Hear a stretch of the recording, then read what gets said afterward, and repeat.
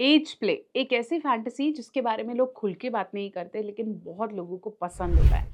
सोचो एक बड़ा आदमी एक छोटे बच्चे को इस तरह के प्लेजर्स के बारे में बता रहा हो तो कितनी एक्साइटमेंट बनती है। काफ़ी सारे कपल्स हैं जो एज प्ले को एंजॉय करते हैं और अगर आपने अभी तक नहीं किया है तो इस वीडियो को पूरा अंत तक देखें। ये आपके फोर प्ले से लेकर आपकी परफॉर्मेंस को स्पाइस अप करेगा। तो एक अलग फैंटेसी लेकर आई हूँ मैं, एज प्ले। चलिए इसे डिटेल में डिस्कस करेंगे।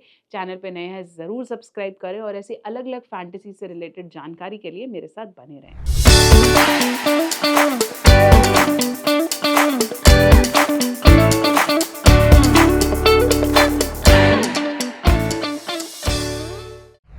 तो चलिए हम बात कर रहे थे एक नई fantasy which is age play. Age एक ऐसा फैक्टर है जो कि कहीं न कहीं आपके सेक्सुअल ज्ञान से जुड़ी हुई होती है। बोलते हैं ना कि अगर आपकी एज जितनी ज़्यादा है, आप उतना ज़्यादा आपने सेक्स किया है या आप उतने ज़्यादा खेले-खिलाए हो या आपने उतनी बार अलग-अलग लोगों के साथ किया है। तो जब हम एक सेक्स एजुकेशन को एक पर्टिकुलर एज से जोड़ते हैं, ऐसी परफॉर्मेंस को भी हम एज से जोड़ते हैं। जो जितना ज़्यादा बड़ा होता है उसके अंदर उतना ही ठरकपन या उतना ही ज़्यादा उसे पाने की इच्छा हो सकती है और जो एज में छोटा है वो उतना ही नाइव या उसे बहुत ज़्यादा चीज़ें नहीं पता। तो अगर हम इस तरह के रोल्स प्ले करें जहाँ एक पर्सन बहुत एज्ड है और दूसरा पर्सन उसे सिखा रहा है या उसके साथ करने की कोशिश कर रहा है, तो वो कहीं न कहीं एक अलग फैंटेसी लेवल को जनरेट करता है। एज प्ले में आप अलग-अलग कैरेक्टर्स को ले सकते हो, जैसे कोई केयर गिवर है या कोई नानी टू छोटा बच्चा या फिर प्रोफेसर टू स्टूडेंट या फिर कोई अंकल साथ में पड़ोसी, मे बी सम गर्ल्स और बॉयज़। इस तरीके से आप एज का difference as a couple imagine करके इस फैंटेसी को प्रैक्टिस कर सकते हो। बहुत ज़्यादा हमें बहुत इंटेंस में जाने से बेटर जो कपल आपस में इमेजिन करना चाहता है जिससे आप खुद अच्छा भी फील करें और आप किसी और के लिए भी गलत ना करें, उस तरह की फैंटेसी आप अपने साथ प्रैक्टिस कर सकते हैं। काफ़ी सारे कपल इस तरह का एज प्ले करते हैं जिससे उनकी फैंटेसी तो बेटर होती है, परफॉर्मेंस भी बेटर होती है। कई लोगों के लिए मेंटली आप कैसे इमेजिन कर रहे हैं वो उनके इरेक्शन और पावर को बेटर करती है और अगर आप उन्हें नए-नए स्टिमुलेशंस नहीं देते हैं तो वो कैजुअल या नॉर्मल तरीके से परफॉर्म नहीं कर पाते हैं।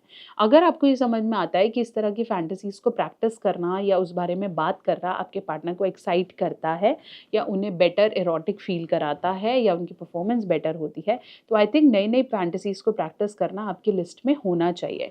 एक ही तरीके का करते रहो, एक ही पोज़ीशन में करते रहो, बिना किसी फैंटेसी के करो, डेफ़िनिटली वो कहीं न कहीं बहुत ज़्यादा घिसा-पिटा हो जाता है और आप उस पे इन्वेस्ट नहीं कर पाते हो। तो अगर आप बहुत ज़्यादा चीज़ें क्रिएट नहीं कर सकते हो, घर में कुछ चीज़ें नहीं ला सकते हो, कॉस्प्ले जैसे हमने कॉस्ट्यूम प्ले के बारे में डिस्कस किया था, वो नहीं कर सकते हो, तो सिर्फ़ सोचना या उस तरीके के एज गैप को इमेजिन करना या उस तरीके से बात करके करना भी आपके पार्टनर और प्लेज़र्स को इंक्रीज़ कर सकता है।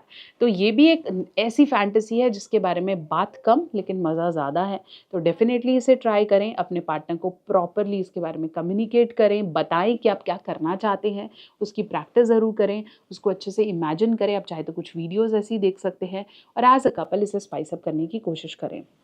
एक नहीं, ऐसी बहुत सारी फैंटेसीज़ हैं ए टू ज़ेड जो आपके प्लेज़र्स को, परफ़ॉर्मेंस को बढ़ाती है। तो अगर आप इस तरह की कुछ ऐसे प्लेज़र्स को जानना चाहते हैं और फैंटेसीज़ को एक्सप्लोर करना चाहते हैं, तो आज ही बाय करें ए टू ज़ेड थोड़ा हट के प्यार, मेरी स्पेशल ई-बुक, जिसके अंदर मैंने सारी फैंटेसीज़ को बहुत ज़्यादा डिटेल में, ऑब्वियसली हम वीडियो में बहुत सारी चीज़ें नहीं बोल सकते, वीडियो रिस्ट्रिक्ट हो जाता है, तो हम ई-बुक में हमने वो सारी चीज़ें लिखी हैं, जो कि हिंदी और इंग्लिश दोनों में अवेलेबल है। आसानी से आप प्रिवेसी से डाउनलोड कर सकते हैं। प्लस आप मेरे से 1 टू 1 क्वेश्चंस भी पूछ सकते हैं। तो इस ई-बुक का लिंक मैं डिस्क्रिप्शन बॉक्स में देती हूँ। फटाफट से जाके इसे बाय करें और आप जितनी भी आपकी फैंटेसीज़ हैं उन्हें डेफ़िनेटली एक्सप्लोर करें। अगर आप पर्टिकुलर कोई अपॉइंटमेंट बुक करना चाहते हैं या मेरे से कोई गाइडेंस लेना चाहते हैं या ये फेटिश की थेरेपीज़ लेना चाहते हैं तो आज ही कंसल्ट करें www.drnehamehta.com।